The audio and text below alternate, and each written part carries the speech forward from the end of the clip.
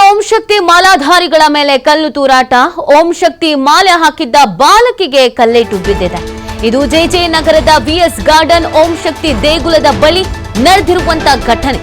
ಓಂ ಶಕ್ತಿ ಮಾಲಾಧಾರಿಗಳ ಮೆರವಣಿಗೆಯ ವೇಳೆ ಕಲ್ಲು ತೂರಾಟವನ್ನ ಮಾಡಲಾಗಿದೆ. ಈ ಘಟನೆ ನಡೆದಿರುವುದು ನಿನ್ನೆ ರಾತ್ರಿ 8 ಗಂಟೆ ಸುಮಾರಿಗೆ. ನಿನ್ನೆ ರಾತ್ರಿ 8 ಗಂಟೆ ಸುಮಾರಿಗೆ ತೇರು ಎಳೆಯುವಾಗ ಈ ಕೃತ್ಯ ಎಸಗಲಾಗಿದೆ. ಅನ್ಯ ಕೋಮಿನವರು ಕಲ್ಲು ತೂರಿದ್ದಾರೆ ಎನ್ನುವಂತ ಆರೋಪ ಇದೀಗ ಕೇಳಿಬಂದಿರೋದು. ಕಿಡಿಗೇಡಿಗಳ ವಿರುದ್ಧ ಓಂ ಶಕ್ತಿ ಮಾಲಾಧಾರಿಗಳು ಆಕ್ರೋಶವನ್ನ ವ್ಯಕ್ತಪಡಿಸ್ತಾ ಇದ್ದಾರೆ. ಘಟನೆಯ ಸಂಬಂಧ ಜಗಜೀವನ್ ರಾಮ್ ನಗರ ಠಾಣೆಯಲ್ಲಿ ಎಫ್ಐಆರ್ ಕೂಡ ದಾಖಲಾಗಿದೆ. ಓಂ ಶಕ್ತಿ ಮಾಲಾಧಾರಿಗಳ ಅಧ್ಯಕ್ಷ ಶಶಿಕುಮಾರ್ ದೂರಿನ ಅನ್ವಯದಲ್ಲಿ ಎಫ್ಐಆರ್ ದಾಖಲಾಗಿರೋದು. ನೋಡಿ, ನಿನ್ನೆ ಎಲ್ಲ ಚೆನ್ನಾಗೇ ಇತ್ತು. 8 ಗಂಟೆ ತನಕ ಇವ್ರ ಪಾಡಿಗೆ ಇವರು ತೇರು ಎಳೆಯೋದು, ಪೂಜಾ ಕಾರ್ಯಕ್ರಮ ಇವುಗಳನ್ನೆಲ್ಲ ಮಾಡ್ತಾ ಇದ್ರು. ಆಗ ನೋಡಿ ಕಲ್ಲು ತೂರಾಟ ಆಗಿರೋದು. ಅನ್ಯ ಕೋಮಿನ ಯುವಕರು ಕಲ್ಲು ತೂರಾಟವನ್ನ ಮಾಡಿದ್ದಾರೆ ಎನ್ನುವಂತ ಆರೋಪ ಕೇಳಿ ಬರ್ತಾ ಇದೆ. ಇದಾಗ್ತಾ ಇದ್ದ ಹಾಗೇನೆ ಎಲ್ಲರೂ ಪೊಲೀಸ್ ಠಾಣೆಗೆ ತೆರಳಿದ್ದಾರೆ, ಕಂಪ್ಲೇಂಟ್ ಕೊಟ್ಟಿದ್ದಾರೆ, ಪ್ರತಿಭಟನೆ ಮಾಡಿದ್ದಾರೆ. ಆಕ್ಷನ್ ಆಗ್ಲೇಬೇಕು ಅಂತ ಹಠಕ್ಕೆ ಬಿದ್ದಿದ್ದಾರೆ.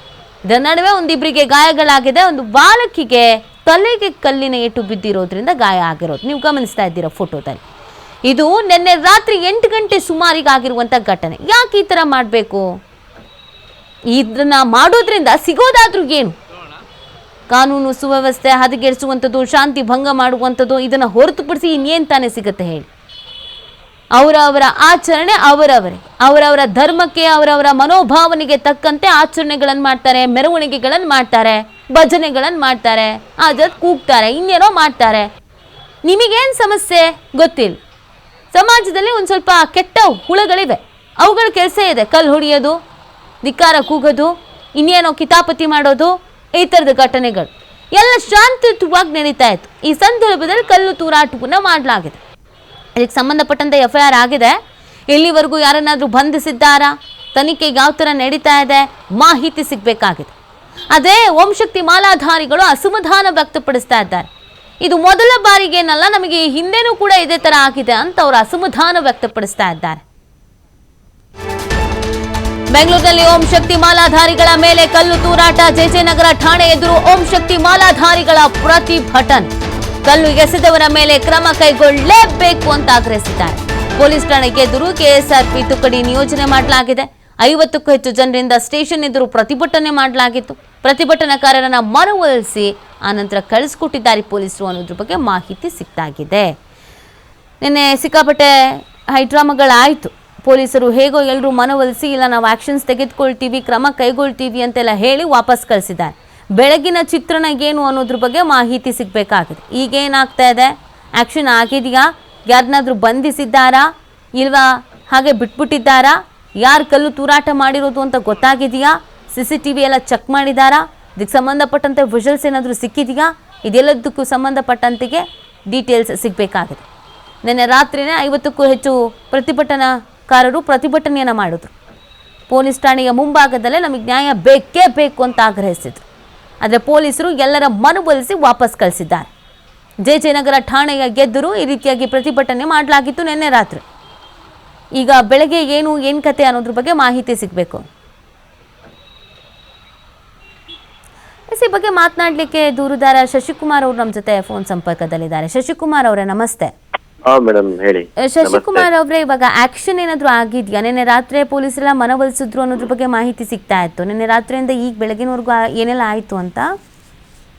ರಾತ್ರಿಯಿಂದ ಸ್ಥಳ ಮಾರ್ಜರ್ ಮಾಡಿಸಿದ್ರು, ಮತ್ತೆ ಅದೆಲ್ಲ ಇದ್ ಮಾಡಿದ್ದಾರೆ. ಮತ್ತೆ ಯಾರೋ ಮೈನರ್ 3 ಜನನ್ನ ಅರೆಸ್ಟ್ ಮಾಡಿದೀನಿ ಅಂದ್ಬಿಟ್ಟು ಮಾಹಿತಿ ಬಂದಿದೆ. ಅದು ಎಷ್ಟು ನಿಜ ಎಷ್ಟು ಸುಳ್ಳು ಗೊತ್ತಾಗ್ತಾ ಇಲ್ಲ. ನಂಗೆ ಸಂಪೂರ್ಣ ಮಾಹಿತಿ ಗೊತ್ತಾಗ್ತಾ ಇಲ್ಲ. ಅಂದ್ರೆ ಅರೆಸ್ಟ್ ಮಾಡಿದೀನಿ ಅಂತ ಮಾಹಿತಿ ಬಂದಿದೆ. ಅದು ಮೈನರ್ ಅಂತ ಗೊತ್ತಾಗಿದೆ. ಅದು ನಿಜನ ಸುಳ್ಳು ಅಥವಾ ಇದು ಡೈವರ್ಟ್ ಮಾಡೋದಕ್ಕೆ ಏನಾದ್ರು ಮೈನರ್ ಅಂತ ಇದ್ ಮಾಡ್ತಾ ಇದಾರೋ ಏನೋ ಅಂತ ನಮ್ಗೆ ಗೊತ್ತಾಗ್ತಾ ಇಲ್ಲ. ನಿನ್ನೆ ಒಟ್ಟು ಎಷ್ಟು ಜನ ಇದ್ರಿ ಸರ್ ನೀವು ಈ ಘಟನೆ ಆಗ್ತಾ? ನಾವು ಒಂದು 100ರಿಂದ 150 ಜನ ಇದ್ವಿ. ಆಕ್ಚುಲಿ ನಾವು ನಮ್ದು ಒಂದು ಸರಳ ಕಾರ್ಯಕ್ರಮ ಇದು. ಪ್ರತಿ ವರ್ಷ ಮಾಡ್ತಾ ಇದೀವಿ. ಈ ವರ್ಷ ಸ್ವಲ್ಪ ಸರಳವಾಗಿ ಮಾಡ್ಬೇಕು ಅಂದ್ಬಿಟ್ಟು ಡಿಸೈಡ್ ಮಾಡಿ ಮಾಡಿದ್ವಿ. 100ರಿಂದ 150 ಜನ ಒಳಗಡೆ ಆಗಿದ್ವಿ. ಓಕೆ, ಅಂದ್ರೆ ಎಷ್ಟು ಹೊತ್ತು ನಡೀತು ಸರ್ ಈ ಕಲ್ಲು ತೂರಾಟ? ಅಂದ್ರೆ ತುಂಬಾ ಹೊತ್ತು ನಡೀತಾ ಅಥವಾ ಹೇಗೆ? ಆ ಕಡೆಯಿಂದ ಜಾಸ್ತಿ ಜನ? ಇಲ್ಲ ಜಾಸ್ತಿ ಜನ ಏನು ಇರ್ಲಿಲ್ಲ, ಸುಮಾರು ಜನ ಇದ್ರು. ನಾವು ನಮ್ ಮೆರವಣಿಗೆ ಮೇಲೆ ನಮ್ ಫೋಕಸ್ ಎಲ್ಲ ಇರೋದ್ರಿಂದ ನಾವು ಆ ಕಡೆ ಈ ಕಡೆ ದೊಡ್ಡದಾಗಿ ನೋಡಕ್ ಹೋಗ್ಲಿಲ್ಲ. ಆದ್ರೆ ಆ ಕಡೆ ನಮ್ಮ ಮೆರವಣಿಗೆ ಎಡಭಾಗದಲ್ಲಿ ಮುಸ್ಲಿಮ್ಸ್ ಅವರೇ ಇದ್ರು, 4-5 ಜನ ಇದ್ರು. ಅಂದ್ರೆ ಶಶಿಕುಮಾರ್ ಅವರೇ, ಈ ಹಿಂದೆನೂ ಕೂಡ ಕಳೆದ ವರ್ಷ ಆದ್ರೆ ಹಿಂದಿನ ವರ್ಷಗಳಲ್ಲೂ ಕೂಡ ಇದೇ ತರ ಆಗಿತ್ತು ಅಂತ ಕೇಳಿ ಬರ್ತಾ ಇತ್ತು, ಹೌದಾ? ಹೌದೌದು. ನಮ್ಮ ಓಂ ಶಕ್ತಿದಂತಲ್ಲ, ಬೇರೆ ಧಾರ್ಮಿಕ ಕಾರ್ಯಕ್ರಮದ ಮೇಲೆ ಏನು ಈ ತರ ಆಗಿದೆ ಅಂತ ಗೊತ್ತಿದೆ ಮೇಡಮ್. ಆಲ್ರೆಡಿ ಆಗೆಲ್ಲ ನಾವೆಲ್ಲ ಅದನ್ನ ದೊಡ್ಡದಾಗಿ ತಗೊಂಡಿಲ್ಲ. ಓಕೆ, ಅಂದ್ರೆ ಇದು ಮೊದಲೇ ಬಾರಿಗೇನಲ್ಲ, ಇದು ಕಾಮನ್ ಆಗಿ ನಡೆಯುತ್ತಲ್ಲಿ? ನಡೀತಾನೆ ಇರುತ್ತೆ ಮೇಡಮ್, ನಾವೇ ಅನುಸರಿಸ್ಕೊಂಡು ಹೋಗ್ತಾನೆ ಇರ್ತೀವಿ.